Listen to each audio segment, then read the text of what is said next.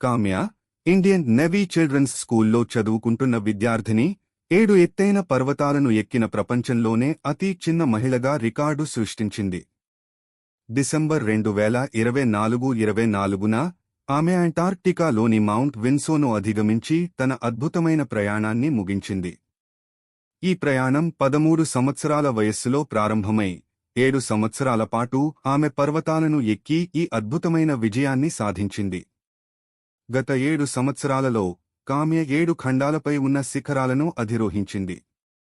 ఆమె విజయాలు Mount Kilimanjaro in Africa, Mount Elbrus in Europe, Mount Kosciuszko in Australia, Mount Aconcagua in South America, Mount Denali in North America, Mount Everest in Asia మరియు చివరగా Mount Vinson అంటార్క్టికాలో ఉన్నాయి.